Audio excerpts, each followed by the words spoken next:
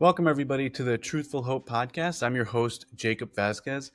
Imagine with me you're walking on the beach and with a friend, and in the sand you see Mary loves James. And your friend says to you, "Isn't it amazing how the wind and the waves crashing on the sand over so many years just naturally produced this sentence?" You would think that he's foolish, and you'd be right to think that because we intuitively know that a message like Mary loves James was designed by a designer, probably Mary in this case.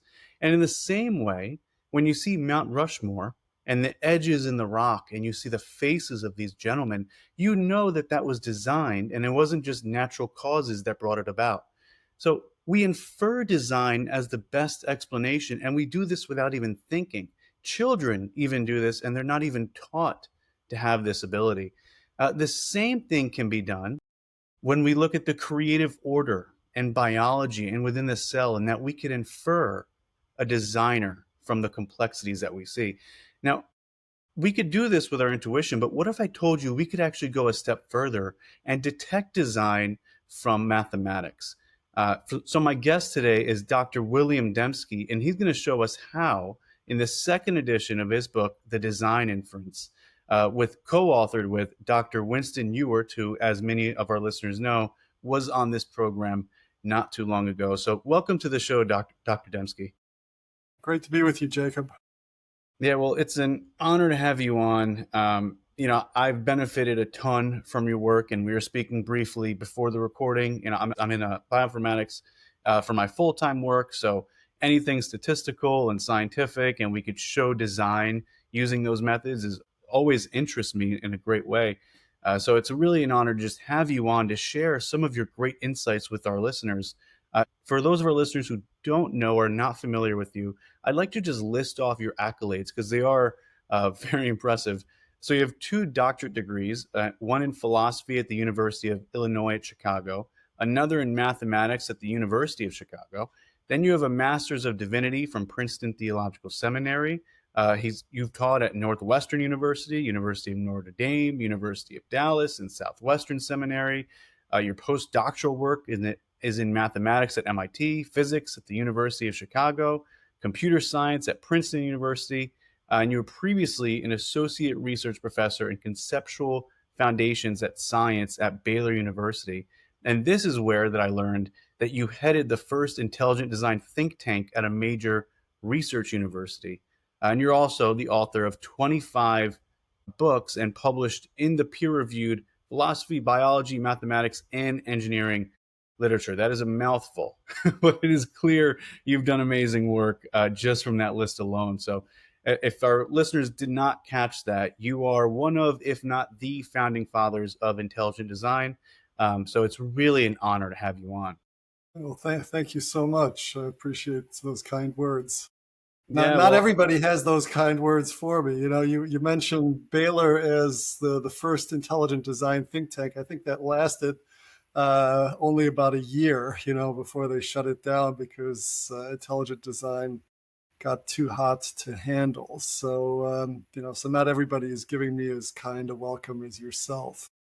Yeah, we are going to get into that for sure, because that is evident, especially when you look at Wikipedia. It's more of a foreshadowing for what we'll discuss. But you were, as I mentioned, founding father of ID, intelligent design, and you've done so much academic work. And I think the first edition, by the way, I should show our listeners, this is the second edition of the Design Inference. But the first edition, we'll be talking about this today, but the first edition was published the first edition. There you go, 1998, if I have that correct. And that's right. From what I understand, you took somewhat of a break and you went into the tech industry, and then you came back and you wrote the second edition in 2023. So can you just walk us behind what was the reason behind that and what influenced you to come back to write this second edition? Yeah, well, it's interesting how to put all of this. I joined the faculty at Baylor thinking that my career would take an upsurge, that I'd be able to get these ideas of intelligent design out there and into the mainstream. And I thought that by the time I hit 65, we would have won the day. I have turned 65 now in July. Well, that didn't happen. Within about a year and a half, joining the Baylor faculty. And this was at the instance of the then president. I mean, he hired me specifically to do this, but things just got too hot to handle. I mean, there was all this bad will within the faculty, pressure from outside. And as he put it, this was not a hill he wanted to die on. He ended up dying on another hill, but it wasn't that one. In fact, we both left Baylor on exactly the same day, May 31, 2005. I mean, where he resigned his presidency under force, and then he stayed on still there. But I was out of that job. Baylor, I didn't understand the Baptist politics and what I was really getting into. And that Baylor had become this place where so-called moderate Baptists were. And intelligent design in their mind was, a stone's throw from fundamentalism, creationism.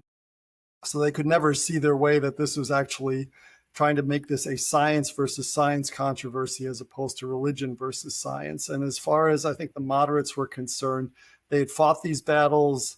They had accepted Darwinian evolution, evolutionary theory in general, seen a way to make their peace with it, and there was no need to revisit this. So when I left, I didn't really have an option to go back into teaching mainstream philosophy or mathematics, for that matter, at a traditional mainstream college or university.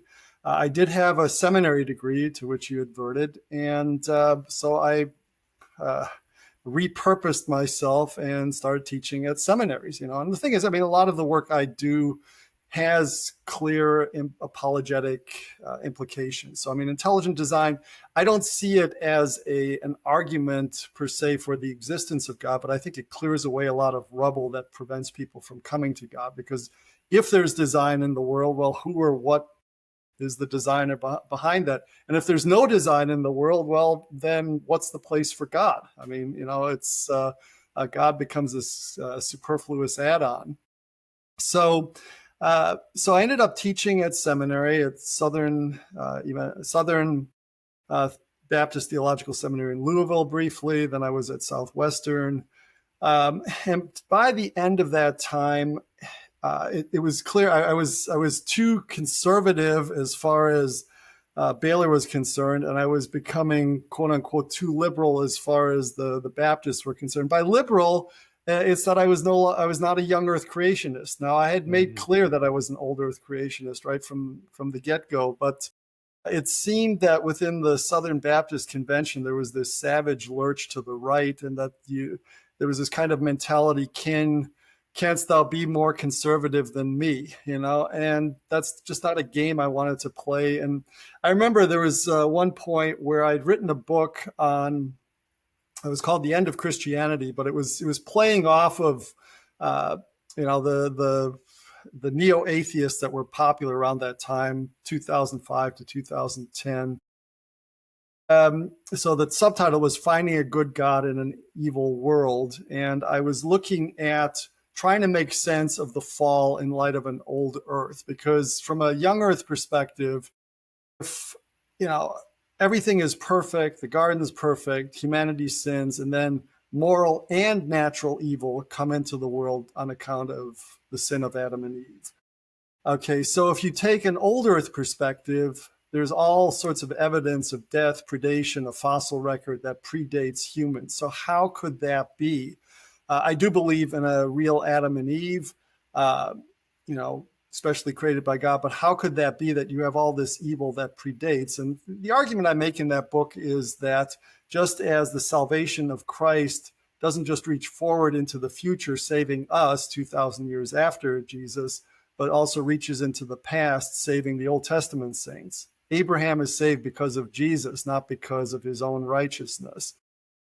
And so then I argue, well, can't the effects of the fall also work retroactively so that the world, the natural evil in the world is still the result of Adam's sin, even though it predates it? And there, I think, are even exegetical reasons for thinking that, in that, for instance, Adam is placed in a garden, why a segregated area of a garden as opposed to the whole world? If the whole world is unencumbered by natural evil, then wouldn't the entire world be a garden? So, I mean, this is not a knockdown argument, but this was an exercise in speculative theology. And at the end of the day, I'm not committed to this. I mean, if somebody can say, you know, really, you can't be a Christian and hold this view, it's like, okay, but I was trying to make sense of, because the first objection I always found from young earth creationists was, you can't make sense of natural evil if you don't have a young earth. And I said, okay, here's a way of approaching it. Once I did that, they were still not satisfied. But at the end of the book, I speculate about the flood being more of a local affair. And that's what got me in trouble. So here it is, 2011 about, I'm called in before the president, provost, dean, and a senior professor. And the president makes clear to me, you know, if I don't say the right thing, I'm going to be out of a job right then and there. So I have a mortgage, I have an autistic son, I have a wife who's not been very happy about all the controversy I've been involved with. So I finessed it, but it left just a very bad taste in my mouth. And I thought, you know, I just got to get out of teaching. So this is kind of a long-winded answer. A previous research assistant of mine had made millions of dollars with online businesses, basically showed me the ropes. And so I became a quote unquote tech entrepreneur. That maybe sounds fancy, but I was doing online educational technologies and software, you know, and I still keep my hands in that to this day. But that ended up taking a lot of my time. So from, I'd say, about 2015 to about 2019, 2020. And I had even, quote unquote, retired from intelligent design, but I saw this more as, Michael Jordan retiring from basketball and wanting to come back. Not that I'm putting myself up there with Michael, but, you know, that was kind of in the back of my mind. And so around 2020, it became clear, you know, I was still writing on these topics, and I thought, you know, and I think some of it was also, I'd been doing this since about 1990, and I think I just felt stale. But around 2020, I felt my creative juices stirring again. So I came back, and then Discovery Institute. Well, here's the interesting thing, and your listeners may find this interesting. I published Design Inference 1, so this book with Cambridge University Press in 1998. Immediately after that, I wanted to do a sequel, because Design Inference 1 basically just says, here's this method for identifying, detecting design. But it doesn't say, okay, now you apply this to biology and it refutes Darwinism. So I didn't do that in it. It was more leading people to the edge, but I didn't kick them over the edge. So I wanted to do that in a sequel, a book that I titled No Free Lunch, Why Specified Complexity Cannot Be Purchased Without Intelligence. And I proposed that to Cambridge University Press. Well, the editor there, this was the New York business editor. There was also an academic editor. So this book, Design Inference, was a monograph. So it's basically the same as a journal article. It needed to go through peer review and all of that, but then press would publish it as a book. So when I approached the press about doing that, they told the editor, a guy named Terry Moore, he was dying at the time of cancer, but he said, we're going to need to see the most controversial chapters. And even though Design Inference was the best-selling philosophical monograph in the last several years, you should know that the syndicate in England, people who usually rubber stamp whatever we tell them to in New York, has some biologists, and they are not well disposed toward you. And so basically he was telling me, don't bother trying to get it published there. So I ended up going with a second tier press, Rowman and Littlefield, publishing the sequel. And I think, do I have that here? Here's the book. So No Free Lunch. It's got a schematic of the bacterial flagellum on it. And so what I do there is apply these ideas to biology. I mean, it was a book that was dashed off, and it was a big book, I think over 150,000 words. Wow. And I think there are a lot of good ideas in there, but it also was sloppy in parts. You know, it came out in 2001. Design Inference came out in 1998. But the thing is, that left a real bad taste in my mouth with Cambridge. That basically, here's this book that had done really well for them, that was really groundbreaking in some ways. The people I just wrote rave reviews of it. I mean, I don't know. I don't want to toot my horn so much, but I think it's worth, just for context, to see this, because Cambridge ended up removing this endorsement from the paperback, and then the guy who made this endorsement ended up basically saying that I was bringing science back into the Middle Ages. This was some years later, so he just turned against me. But he was at my dissertation defense where I presented the design inference. But he wrote, this is what he wrote: Dembski has written a sparklingly original book, not since David Hume's Dialogues Concerning Natural Religion has someone taken such a close look at the design argument, but it is done now in a much broader post-Darwinian context. Now we proceed with modern characterizations of probability and complexity, and the results bear fundamentally on notions of randomness and on strategies for dealing with the explanation of radically improbable events. We almost forget that design arguments are implicit in criminal arguments beyond reasonable doubt, plagiarism, phylogenetic inference, so that's evolution, cryptography, and a host of other modern contexts. Dembski's analysis of randomness is the most sophisticated to be found in the literature, and his discussions are an important contribution to the theory of explanation and a timely discussion of a neglected and unanticipatedly important topic.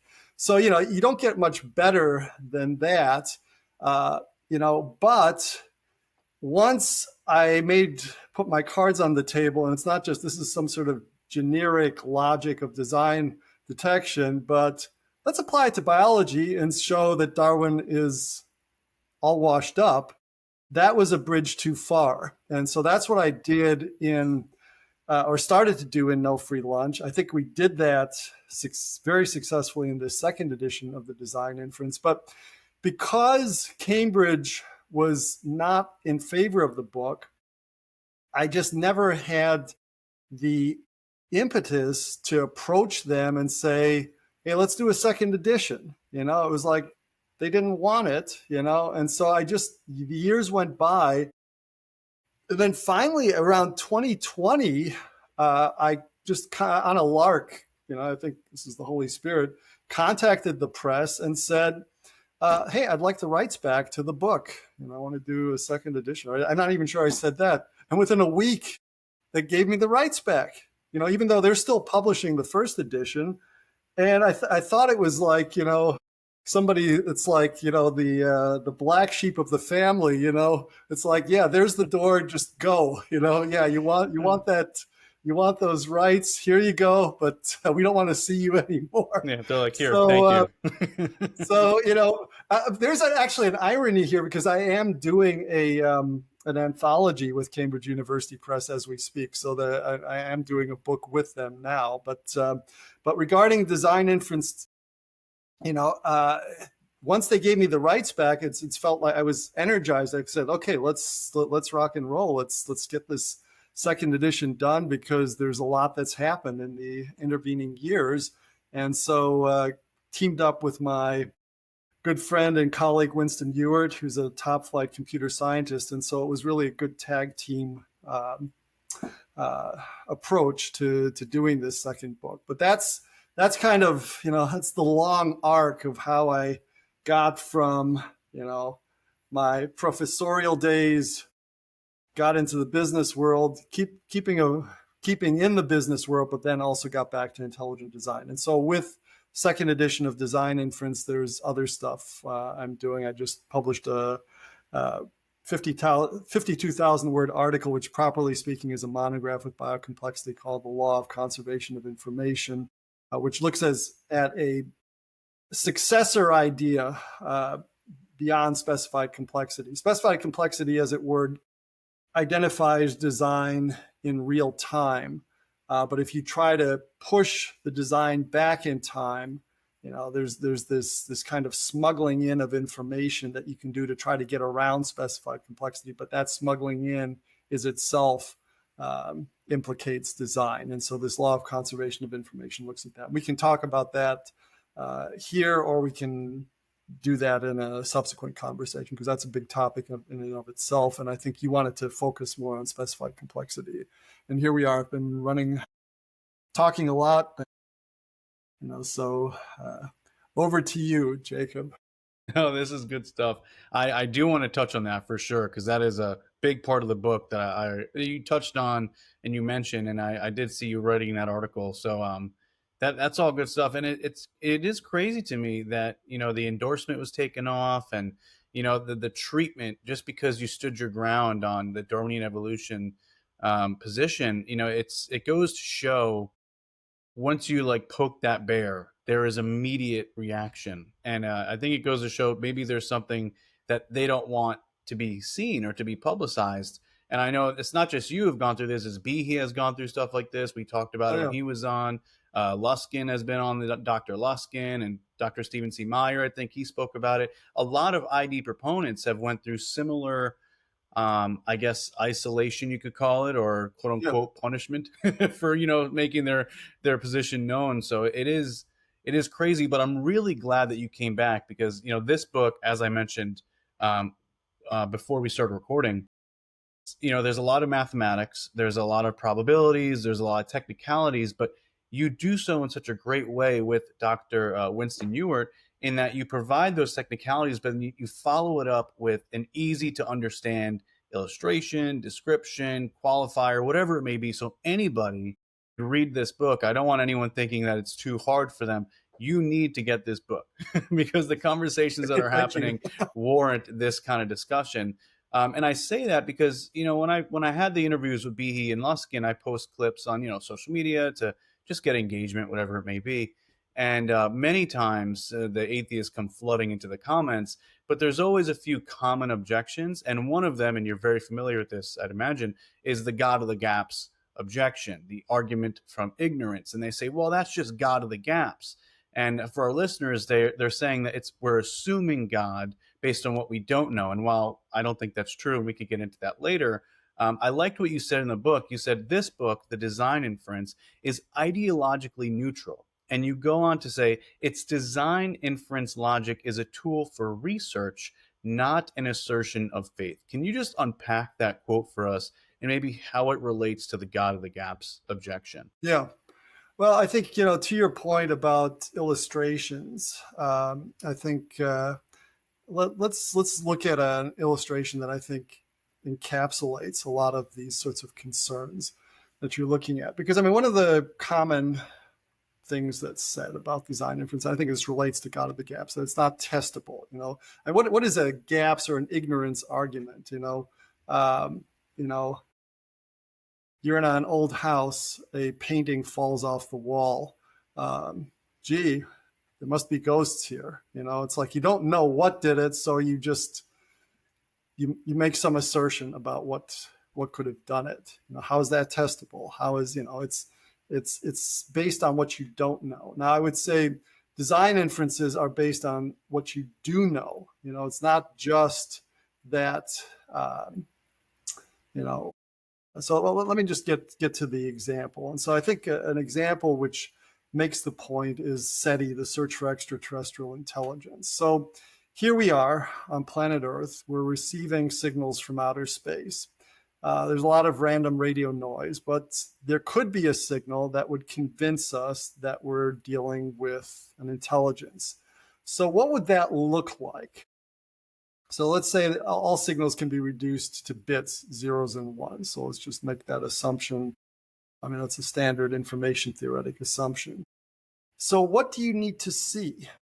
It could be that you've got an alien, an Alpha Centauri, who actually speaks English. That would be coincidental, but and is beating out zeros and ones, let's say in ASCII code or Unicode. So every 8 bits corresponds to some typewriter character. And the alien says, a wonderful day has arrived in the communication between our two civilizations. We're now finally in a position to exchange, and it goes on. Okay, but in fact, all we receive on planet Earth is 8 bits of the letter A. Let's imagine that the alien had a cerebral accident after punching in those first 8 bits, and nothing else came to us after that. Now, those 8 bits are intentional. They were intelligently produced.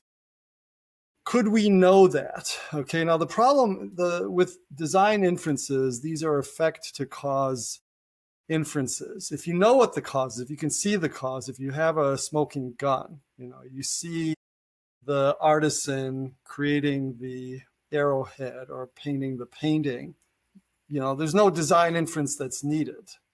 It's when you come up with an artifact, with something that has a certain structure, and then you have to ask, could an intelligence have done this? Could this have happened without an intelligence? That's the sort of reasoning. And so with SETI, we are in that position. We're not in the position of ET, where the little green guy comes to planet Earth and we see the little green guy do stuff. So you've received the letter A. Letter A requires 8 bits. Could you infer that that is the result of intelligence? Well, no, you couldn't, because if you're monitoring millions of radio channels, you'll see 8 bits, any 8 bits repeated over and over again. 8 bits has, there are 256 ways of 8 bits happening. So, that's probability 1 in 256 with millions of radio channels, billions of signals. You're going to see that. So you wouldn't be able to infer design. So what would you have needed? Well, you would have needed a longer sequence, a sequence like "A wonderful day has arrived," and so on and so on. It wouldn't take a lot of words. Hamlet's soliloquy is well beyond, every elementary particle in the universe were flipping coins at the Planck speed, of like 10 to the 35 a second. It would still be highly unlikely that you would generate that Hamlet soliloquy as a random sequence of coin tosses. So you need a long sequence. Well, that's complexity. That's also improbability. The longer the sequence of bits, the more improbable that a coin toss is going to replicate that. Now, I'm putting it in terms of coin tosses because that's easiest. Design inference isn't wedded to uniform probabilities or coin tossing. But this is just for the sake of clarity. So you would need a long sequence. So that's complexity. And that's in information theoretic terms, you could call that Shannon information also. But beyond that, there has to be some sort of salient pattern, a recognizable pattern there. Because, if that alien is just flipping coins and then sending you sequences of bits, that are random bits, there wouldn't be anything there to tell you that you're dealing with anything other than chance. So you need a recognizable pattern. What's a recognizable pattern?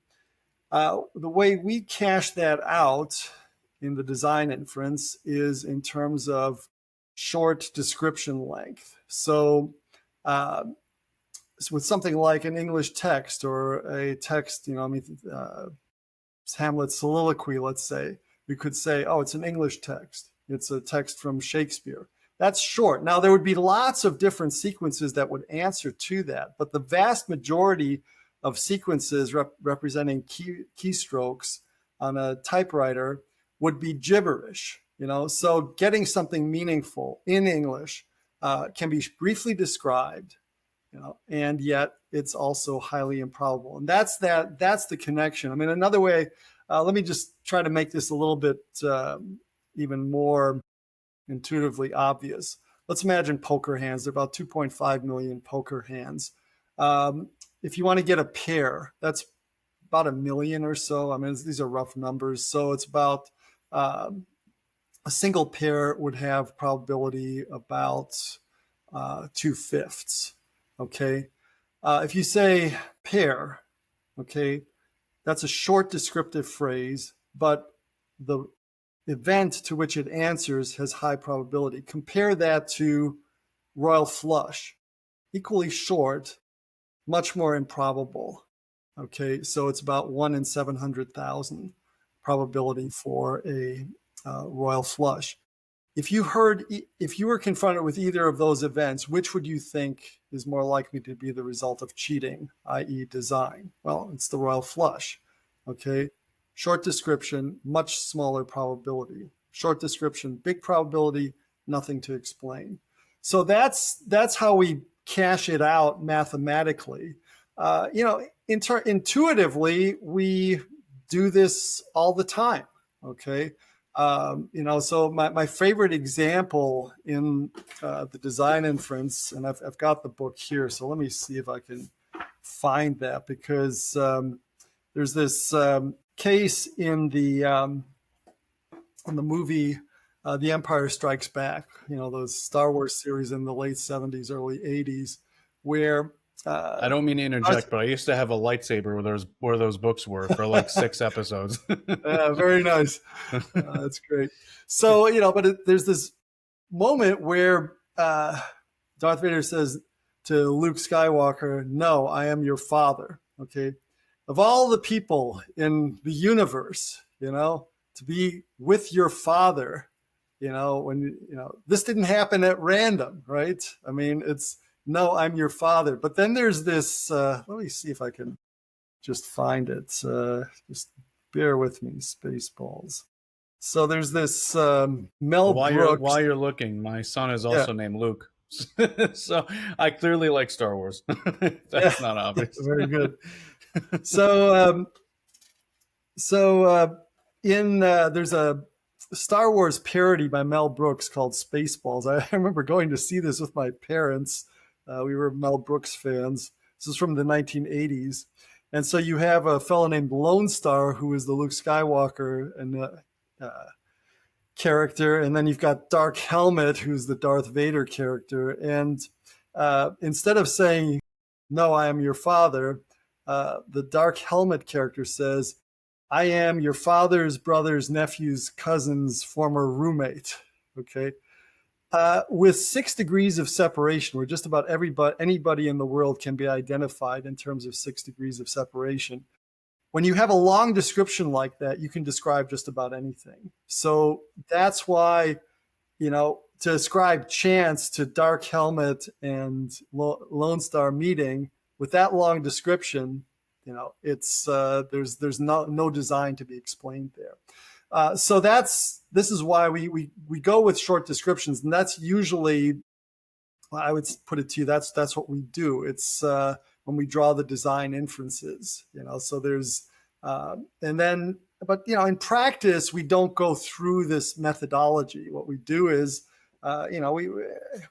we just have a sense, this is too coincidental. This this couldn't happen by chance. We don't even do the calculation, but the reason we have to do this in such detail and with such rigor is because, well, for one thing, if you want a science, you've got to have a method, and it's got to be a statistical method, because anything, if you don't discipline your use of chance, you can explain anything. So you can say you can have a magic penny that you toss, and which gives you in ASCII code, just talks to you in a conversation, But I mean, if you had a magic penny like that, you'd probably think there was an intelligence behind that penny. But but if you don't discipline your use of chance, you can ascribe anything to chance. I mean, you mentioned the God of the gaps. This is using God as a stopgap for ignorance, but there's a chance of the gaps likewise, where you use chance to explain anything. But I think it's important also with design inferences to see that there's always, these are arguments from knowledge, not arguments from ignorance. It's one thing to say, "Gee, this is so complex, God must have done it." I mean, that's the sort of standard argument from ignorance. But if you can say, "This is so complex, and in every instance that we know where this object has these features, specified complexity or whatever, or irreducible complexity, we know that there's an intelligence involved. Therefore, it's reasonable to think there's an intelligence involved." So it's that added step. We know a lot about the way intelligences operate. We know a lot about the way chance and necessity operate. And given that, this conclusion now seems to follow. So there's there's an added step, and the people who always want to argue that this is an argument from ignorance, they don't, I think, appreciate the logic there, that there is an added step. And then what I've just described, I mean, is a schematic of the argument, but then the design inference fills in those details. Well, what are those features exactly? And it's specified complexity, so it's complexity or improbability, but then there's the recognizable pattern, and that's what we mean by specification. And the specifications are those that have short description lengths. So again, to the Mel Brooks example, I'm your father's brother's nephew's cousin's former roommate. Well, if you allow yourself those sorts of long-winded connections, you can connect to anybody. So it's that doesn't counter a chance counter a chance explanation for their encounter, if you will. So does that help, or do you want to probe a little bit more? No, that is super helpful. And, I think you're totally right. Like when that objection comes up in the comments and whatever, I always have to make clear, we're not arguing for God or a designer based on what we don't know, but based on what we do know. And, it's like, I always bring up the Mount Rushmore example because I think it's the most obvious. And I love that it's on the cover of the second edition. But I was engaging with this atheist on TikTok of all platforms.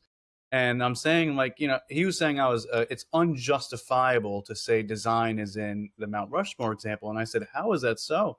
And he, relating to biology, he said, oh, we could just explain complexity from the basic laws of physics and nature. And I said, well, bringing that back to the Mount Rushmore example, that's no different than saying we could explain the complexity of design by the tools, this tool or that tool.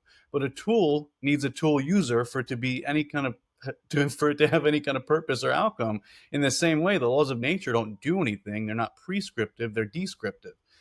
So I think it's just a non-stopper. If you're going to stop at the laws of physics or the tools itself, you got to go to the user for the purpose that it's trying to bring about.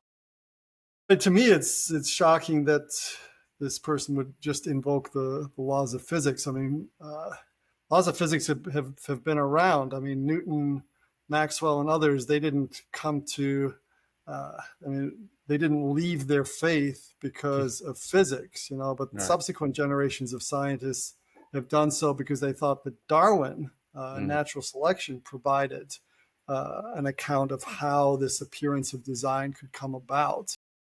So that's where people usually would go. But then you have to ask, well, what is the power of this Darwinian mechanism to generate? And we're going to get to that. We're going to get to that question because that's a big question. And I have specific questions for you. No pun intended with the specific word. Yeah. But I do want to first touch on, because specified complexity, I think, is really powerful. You see the writing in the sand, Mount Rushmore. We intuitively know this. My 2-year-old daughter, she'll come up to me and she says, who made this? Who wrote that? Like, they know this intuitively. I have to teach them not to know it, if indeed, atheism is true or Darwinian evolution. So it's counterintuitive. You mentioned this in your book. You have a whole chapter on specified complexity. And you mentioned that Wikipedia defines specified complexity, and this is in 2023, as specified complexity is a creationist argument introduced by William Dembski, congratulations for making it on their page, used by advocates to promote the pseudoscience of intelligent design.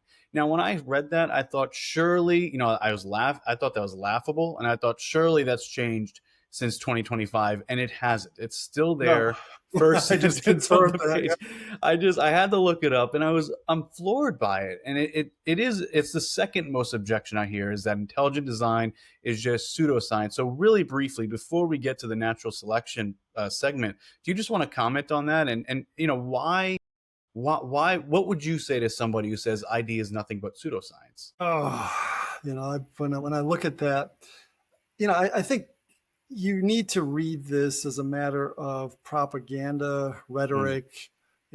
Any club is good enough to beat intelligent design with if you can get people to go along with it. Say something nasty about it, make people feel foolish if they would even think of giving intelligent design some credence. So I think that's the sort of dynamic that I see going on there.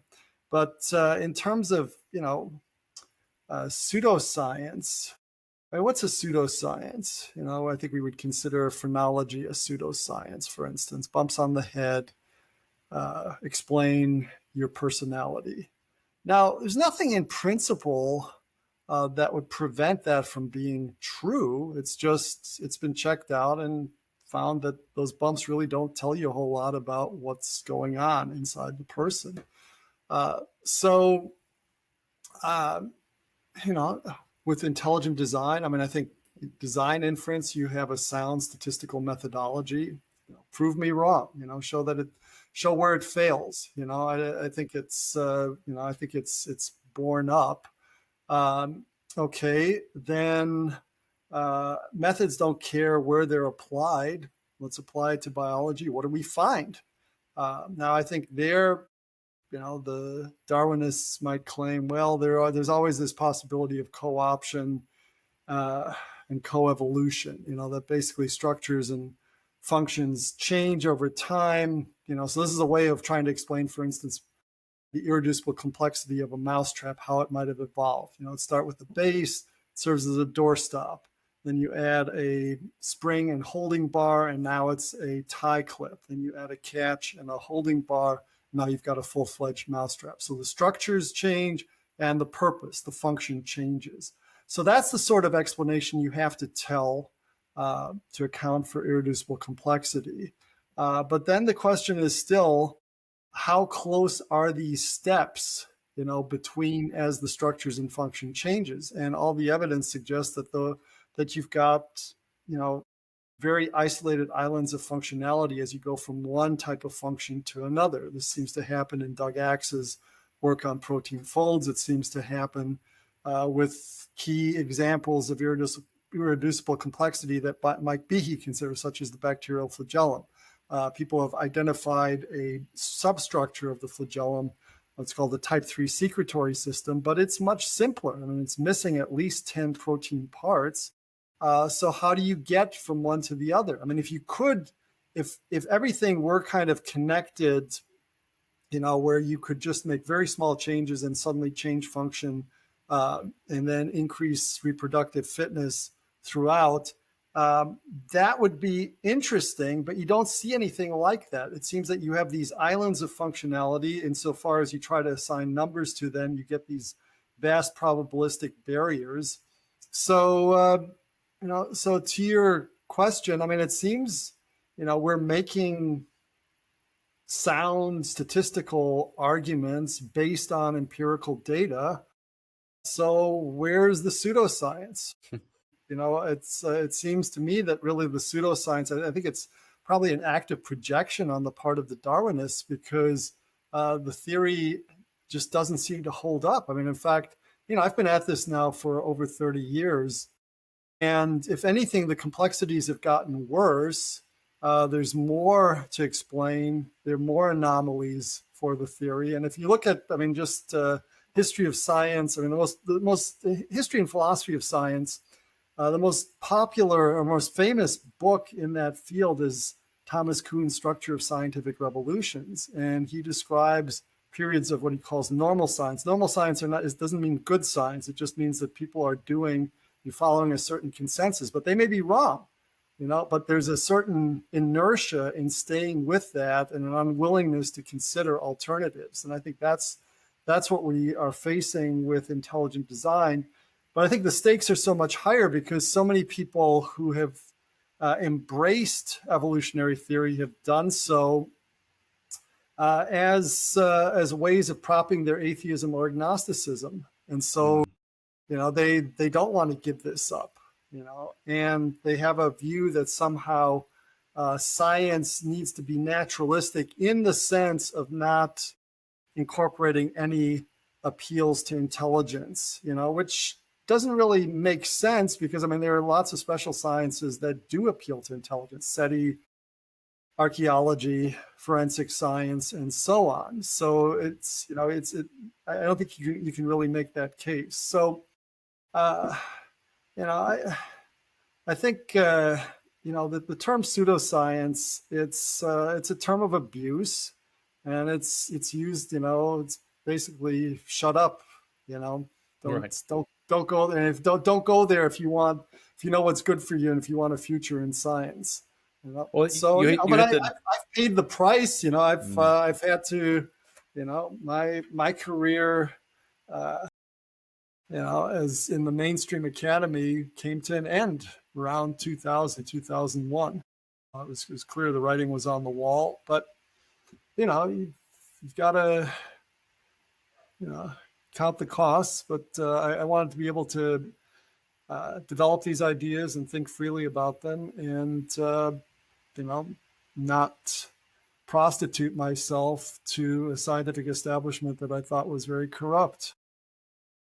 And it certainly helped that I had the support of groups like the Discovery Institute, which was able to fund me, or be able to teach at seminary for a while, So it's I've never had to beg for bread. I've always been able to provide for my family, so that's been good. But it's the sort of ostracism. It can be not a lot of fun. But then again, I think a community has emerged, and one where at least we respect each other, that we haven't sold out, and that goes a long way. So, I wouldn't change. I think there were attitudes I had. I was pretty cantankerous at times. I didn't like, what my critics were doing, and I think I lashed out some, so I'm a much kinder and gentler person now than I used to be. I don't think it means that I'm any less firm, though, in opposing what I think is scientific nonsense. But you hit the nail on the head when you said, "Prove me wrong." Just give me the scientific evidence to show that I'm wrong. And that's my answer to all these comments: is okay. That's a good, well, it's not a good, but it's a philosophical objection, and that you're just going to wash it away. But what's your scientific objection to not only the irreducible complexity, like you mentioned with Behe's examples, but then you have what you're talking about, the specified complexity, the only so many ways in which the DNA sequence can be to form certain proteins that have specific functions. That needs to be explained. And as you mentioned, specified complexity, the best explanation for that, like we see in the writing on the sand, like we see in Mount Rushmore, is indeed a designer.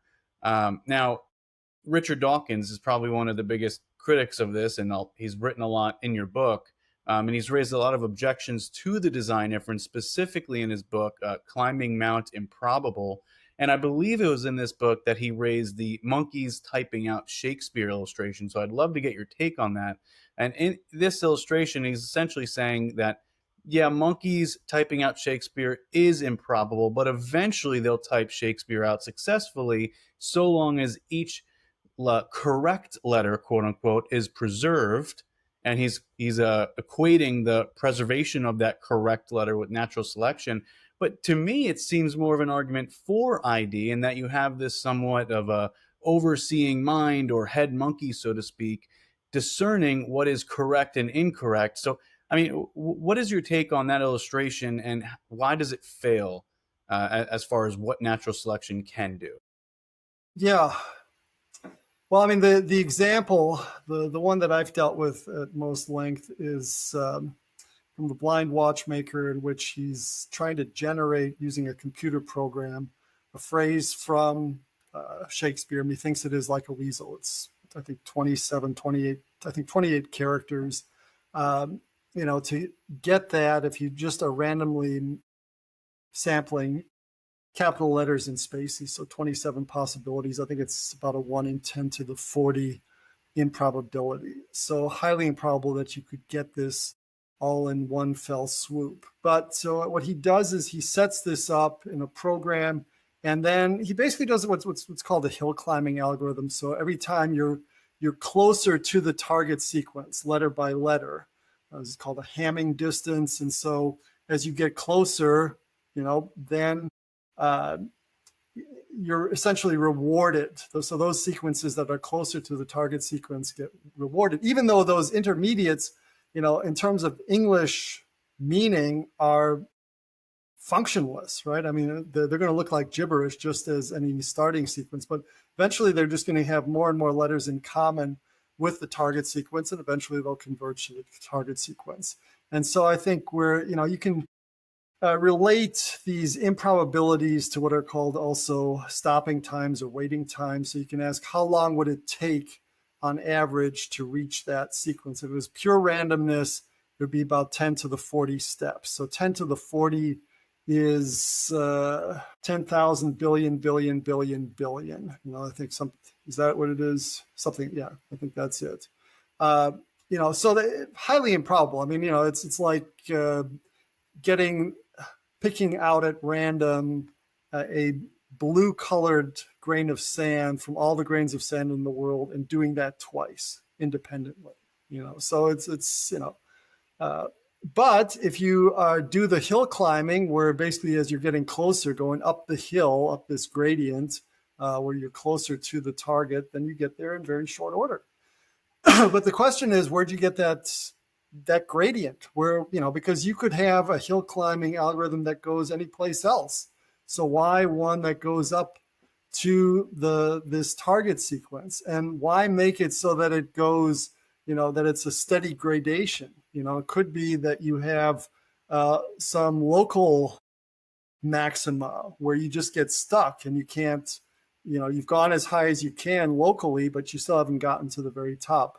So there are lots and lots of problems with this example, but I deal with that example in the context of conservation of information, where basically what conservation of information is talking about is that in order to get these seemingly specified complex events, but where it seems that you're getting them with high probability. In fact, what you've done is you've monkeyed with the underlying search structure, and that monkeying itself is highly improbable. You're only going to be able to get this search for the search to work for you by incurring at least as improbable event as what you claim to be getting out. So you don't get around the improbabilities. I mean, this is kind of loose the way I'm describing it, but I've dealt with this recently in an article called Law of Conservation of Information. It's at biocomplexity.org. So bio-complexity.org. It's a journal that, and so I deal with that at length. It's a subterfuge. It's a way of trying to convince people that they've got an answer when they don't, because what they do is it's filling one hole by digging another. So, okay, you've explained how you got to methinks it is like a weasel or any target phrase, but then the procedure by which you got to it is at least as complicated and could have gone any number of other ways depending on how you parameterized it. So, in fact, you haven't explained anything. But right. It's I think an example that I've used is something like so and so is going to make me a millionaire. Angela is going to make me a millionaire. So how do you know? Well, Bob is going to give her $1 million to give to me. Well, how do you know Bob's going to do that? Well, because Charles is going to help him win the lottery, and you can just keep going. But, at the end of the day, you still have to explain that $1 million. Right. And getting $1 million, at least, unless we see a hyperinflation, is not easy. If it were, everybody'd be a millionaire, and everybody is not a millionaire. So that's the sort of, you can just keep deferring, keep filling one hole by digging another. But at the end of the day, you got to get rid of the holes, period. And that's what Richard Dawkins and the evolutionists never do. They end up waving their hands at the end of the day, or you could see that if you press them hard enough, but people don't press them hard enough. I mean, I was at a Richard Dawkins and a computer scientist named Raz Picard, who's at MIT. They did a debate for a Trotter Prize at Texas A&M. So I attended it. Texas A&M is a few hours south of where I am in Texas. This was earlier this year, and she let him get away. I mean, it was broadly about what computers can do and are humans machines. Richard Dawkins taking the pro side on that. She's a computer scientist, so she was taking the opposite side. But basically, so much of what he did to justify humans as mechanisms wasn't appealing to evolutionary theory. And the thing is, Darwinian evolutionary theory, and she let him get away with it. She didn't challenge him. Well, your whole view of Darwinian evolution is wrong. Well, a lot of academics don't want to say that because Darwin is still treated as this secular saint and with hushed tones. And if you say anything against him, you're likely to get canceled.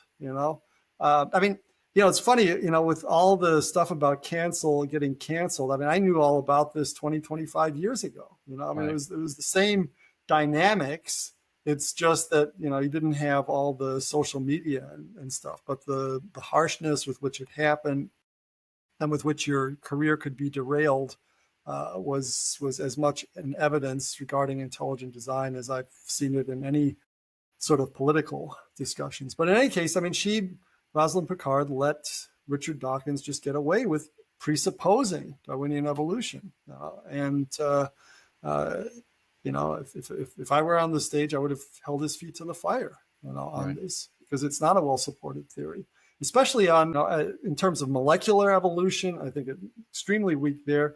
And then you have still the problem of the origin of life, because you mentioned DNA, but all of life presupposes a genetic code depending on 3 codons, a mapping from DNA to amino acids. All of it requires ribosomes, highly complex protein RNA machines to build the proteins. It's just an incredible mechanism, and the very simplest cells, whatever that means, all require that. So if you imagine, you go back, if you accept a conventional dating of the Earth cools enough for life to form 3.9 billion years ago, 3.8 billion years ago. The world Earth is teeming with life. And it's a life that is as high-tech as anything, in fact, well beyond any technologies that humans have created. So suddenly it's there. How did that happen? Just mindless chemicals banging around, sloshing around. The funny thing is, if you kind of take that logic, if you took a little, because we think of the Earth as so large, what if you had a terrarium, little aquarium, filled it with dirt, but it's hermetically sealed, and let's say you irradiate it, make sure that nothing is alive in there, and now you just let it go. And then suddenly you see this little ecosystem develop. What would be your conclusion? Would it be that life evolved by random chemical means? Would it be that there was contamination? Would it be that there was some sort of miracle that some designing intelligence just kind of did something? I would say the least plausible of those is that whatever was in there just chemically reorganized itself into a living form. I think these other hypotheses would be much more likely. And in fact, all of origin of life research does not take the form of simply randomly sloshing around chemicals. It's all, going to a chemical supply company, getting some RNAs, getting some chemicals, mixing them together in various purities, concentrations, with various elaborate instruments. How much of that was available in the early Earth? How much of that is a realistic prebiotic simulation? None of it is. Okay, so all of origin of life research is intelligent design research. The hope is that you can create life using all our ingenuity, and then you can eventually attenuate the effects of intelligence to get it to happen in some sort of realistic prebiotic scenario. But that's a pipe dream. There's nothing like that. Uniformly, origin of life research is intelligent design research. Now, if I were to say that, most origin of life researchers would be insulted, and maybe get some other nasty comment about me in my Wikipedia article. That would probably stick, So I'll be sure to send you the atheist TikTok comments Okay. afterward. I'm sure we'll get a few. Okay. No, I think this is all great, Dr. Dembski. I know we're at the top of the hour. Do you mind if I slip in one more question? Do you have time for Oh, just one more? no, go right ahead. I mean, I'm available to you. I'm just conscious that you may have time constraints on your end in terms of posting Oh, this. But no, well, I yeah, appreciate that. But this one question, it got brought up as you were talking, because you're right. Like natural selection, as you just showed, you're assuming that it knows a purpose or a goal, like the direction in which you're going up a mountain or which letter is correct versus incorrect. And that's a huge assumption that natural selection just can't do. I read this quote from your book, and you said, if the design inference were confined to the effects of human agency, it would be uncontroversial. The problem is that when applied to certain features in nature, biological and cosmological, it suggests design where no human or alien intelligence could have been involved. And we just talked about some of the biological complexities, but you have a whole, I believe it's a whole chapter on that in your book, just some of the examples from biology. Now, I think back to Darwin, and when you mentioned this briefly, he didn't have this type of insight. He didn't have bioinformatics. He didn't have biotechnology, right? He thought this cell was a simple blob in some sense. So I could understand why Darwin and those soon after him would hold this view so firmly.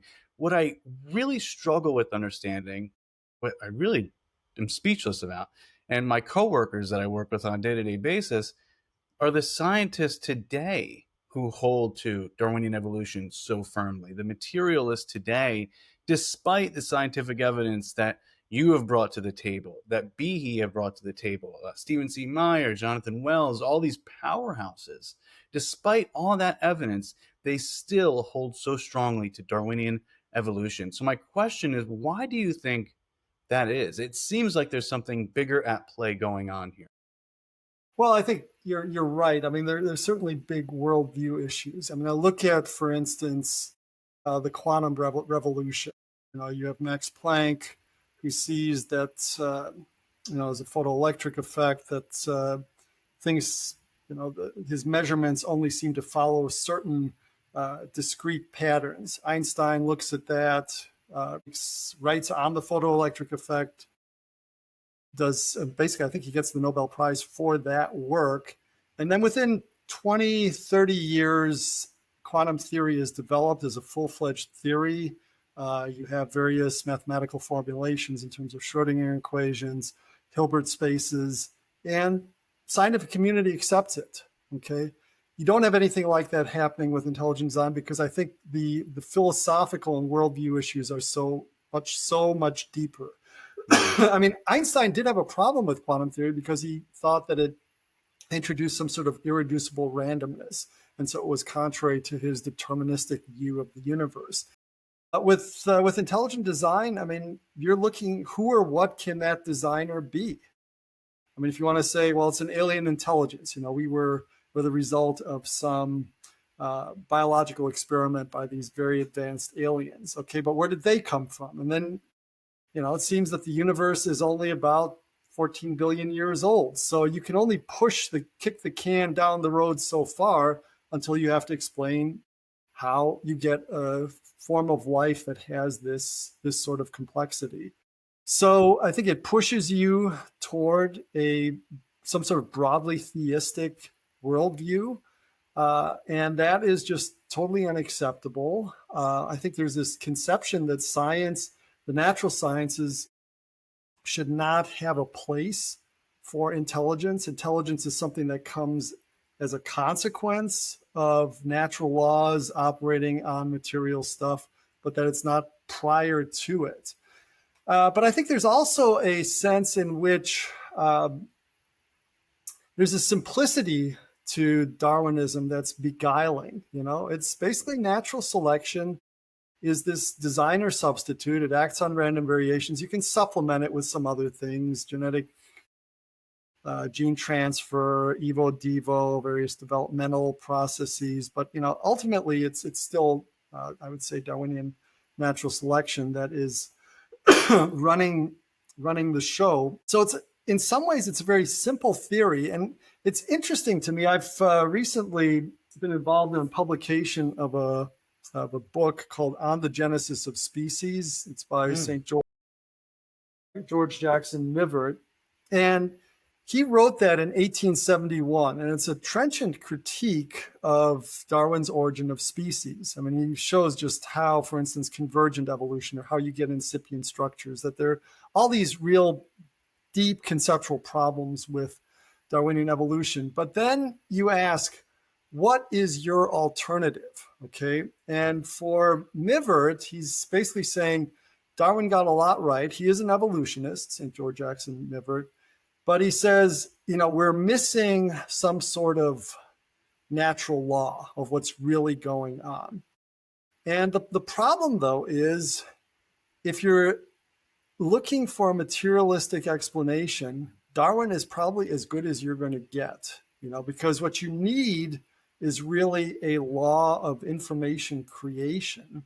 And that's basically an intelligent process. And so if you want a purely materialistic explanation, my good friend and colleague, Philip Johnson, who passed away about 6 years ago, he would put the issue this way. He said, you need to think of Darwinism in terms of jeopardy. And jeopardy, you give the answer, and then you have to figure out what the question is. So if the answer is Darwinian evolution, what is the question? And the question is, what is the best naturalistic or materialistic explanation of how we got here? And if that's the question you're asking and answering, there's only one game in town. It's Darwinian evolution. So unless you're willing to broaden the set of questions you're willing to ask and then broaden the range of answers, you're going to be stuck with Darwinism. And so it doesn't matter how complex things get. It had to have happened that way because, what's the alternative? It's those crazy intelligent design guys, So it's like, the drunk looking for the keys under a light. The keys were dropped way off elsewhere, but that's the only place we could have any hope of finding them. So they got to be there. And I think that's, you're asking me to put the Darwinists on the couch, analyze them psychologically. But the thing is, I've had to deal with them now for many years. So, normally I don't like to do that, put people on the couch, because I think often it's hard to tell what's really motivating people. But I guess I would say I've been at this long enough, so that would be my best guess about the dynamics there.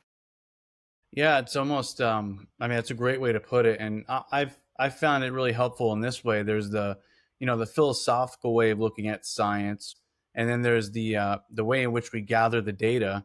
So, there's the data that we have itself, but then there's the worldview assumptions that we see. And it's like, I think it was Tim Barnett at Stand to Reason. He gave this example. It might have been someone else he got it from. But he said, it's almost like if you have a bunch of detectives in a room on a crime scene, and they're looking this, and their chief or whatever said, this is your top priority. Make sure you find this killer. And then just as they're about to leave, he says to the detectives, oh, by the way, if he's over 6 feet tall, it cannot be him. You cannot report him. It's like, well, what if he's 6 feet tall? What are we supposed to do? And the same thing to me with design and all this is we're seeing, these scientists say that, oh, well, no matter what, it can't be a designer because Darwinian evolution is a brute fact. It is what it is.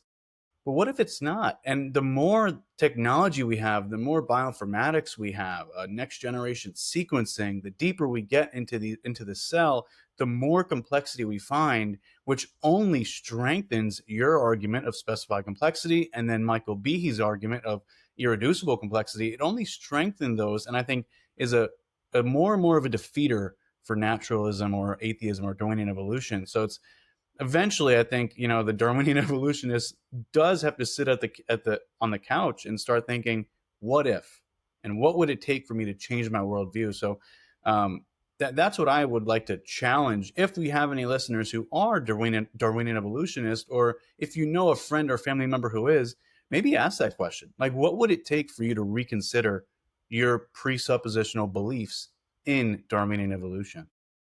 Yeah, it's, to your point, though, is natural selection a presupposition, or is it something that they think is just overwhelmingly supported? To listen to Richard Dawkins, there's overwhelming evidence. In fact, I bought the domain name overwhelmingevidence.com because, I was so tired of hearing that. I also, just as a good chess player, I bought underwhelming evidence, so I think I You're ahead own of the them to game. this day, But it's, okay, so what is the actual evidence? Let's look at it.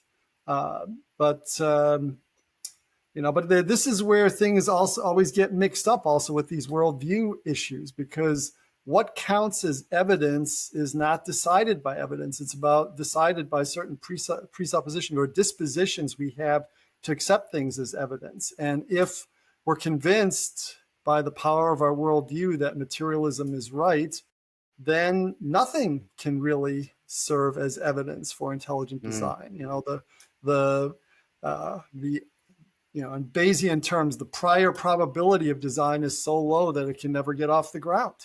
And I think that's what ends up happening. So, there are other ways of putting this in terms of Overton window.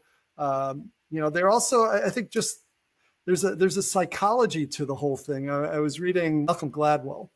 So he has a sequel to Tipping Point called The Revenge of Tipping Point, and he'll note that in certain communities, intellectual or otherwise, once you hit a 25% threshold where people accept something, then it can just take off. But until you hit that, even at a 20% threshold, ideas just will not take off. And so I found in my discussions on intelligent design, when I go to universities, I will find people who are sympathetic. But it's getting that critical mass where then things can really start changing. That's what ends up being difficult.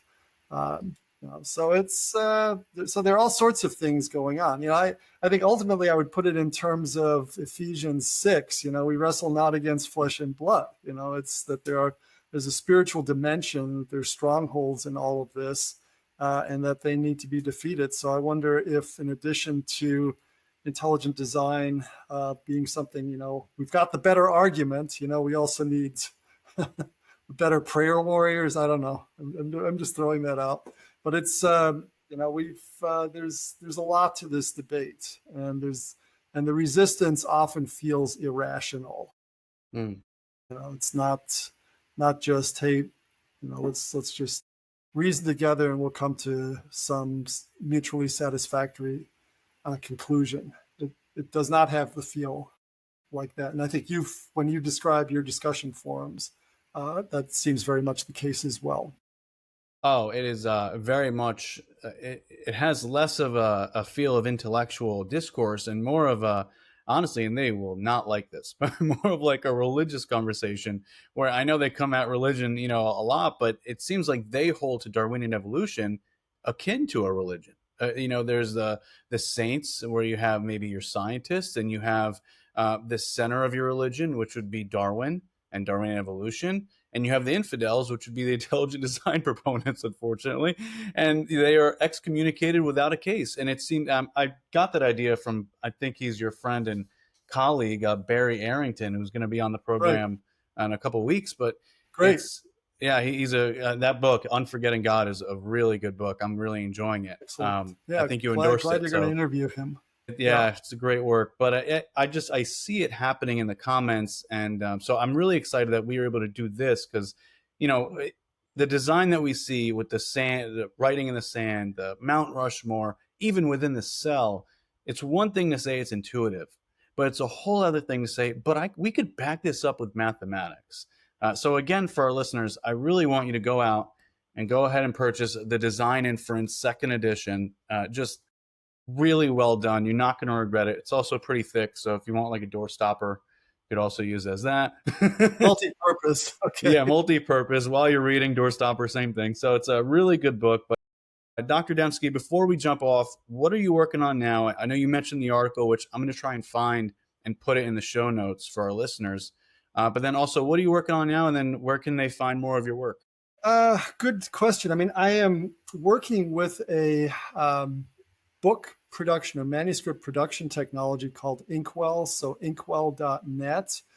And I'm using it actually to bring to life a number of old projects, books that I'd been working on that basically I just didn't want to go through the hassle of getting them accepted for publication type thing. So this allows me to do this all under one integrated software application. So basically, from ingesting the book to copy editing, typesetting, collaborating, and then exporting to PDF or ebook, I can do that. And so there are a number of books that I've had that I'm working on. So I just got out a book, the Reed Lectures on Natural Theology. These are lectures that Thomas Reed did, responding actually to David Hume's Dialogues Concerning Natural Religion. But there's a book I did some years back, which I'm now updating. It went out of print very quickly. The reasons for that, because it was part of involved in a sale of a website. But this is a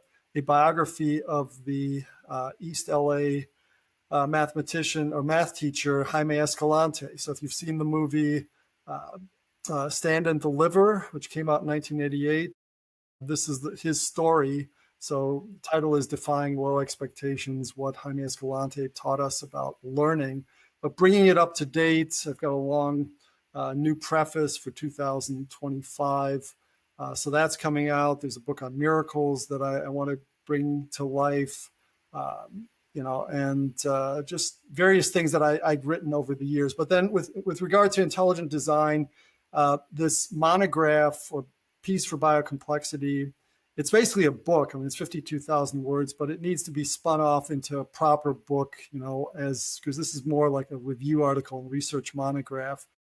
So turn that into a book with, it looks as though Winston Ewart are going to reprise on that. And then Steve Meyer is also going to contribute to that. So that's coming up, and just stay active. I mean, at one point I'd like to do a memoir, just my own experience on intelligent design, because I got into this really around 1989, 1990, just independently, because I saw that design was a key issue, but it was within a year or two that somehow I got on the radar, I would say by divine providence, on the radar of Steve Meyer and Paul Nelson, and that pulled me into the whole intelligent design community. But anyway, there's my own story and my own take on what's happened over the years, and how this program as everything from an intellectual project to a spiritual force has worked itself out. So that's something I'd like to do. And then there's, I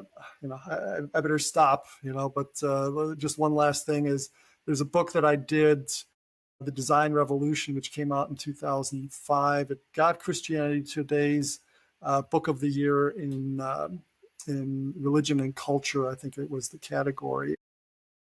It's now 20 years old. I'd like to revise that and probably give it a new title. Probably the Intelligent Design Revolution, because it's good to give books new titles so that it seems like they've got new life, Right. And I plan on getting it new life. So there's plenty to work on. And then I have a Substack column, and there are just lots of different things that interest me. So I write on that. So awesome. I stay busy, but I thank God for what I take to be meaningful work.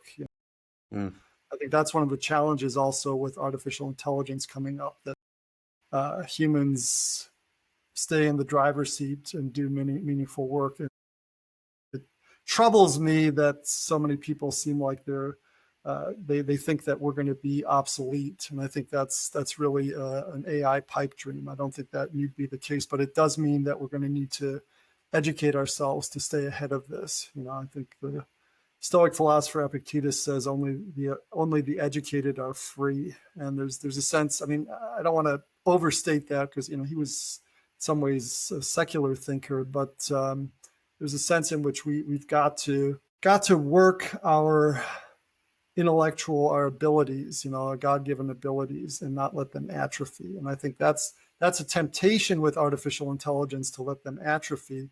But I think artificial intelligence can also be used as a way of honing our skills.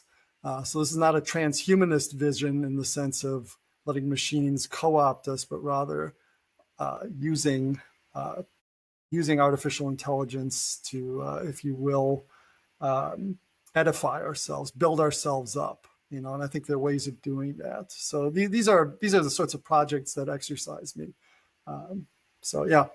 Well, that is awesome. When those come out, or I'll keep a lookout. I know we're a part of the same ID group, and I'd love to have you back on as many times as you want to come back. Okay. It's been a pleasure having you on. Yeah, You've been one of my favorite, authors and researchers. Just to have you here is just a prayer answered. So I really appreciate your time. You're very kind. It's this is not everybody takes this positive attitude toward me and my work. So I'll be happy to come back. Well, I am glad I could do that. And you mentioned how God is using your work, and I think He certainly is. I do think it was divine providence that you came back into the fight, so to speak, because the world needs, especially now, as you mentioned, artificial intelligence is rising, transhumanism, which I think are underpinnings of a horrible worldview, a disastrous worldview, and loss of the imago Dei, and just significant ethical problems with that. So we need more Christians. We need more thought leaders to go out and make a difference intellectually, because it starts at the universities, really, in a lot of ways. So I just really appreciate your time, Dr. Dembski, and hopefully we'll have you back on soon. But yeah, nice. thank you so much for joining. All right. Thanks, Jacob. Appreciate it. Alrighty. Well, thank you guys for tuning in. God bless.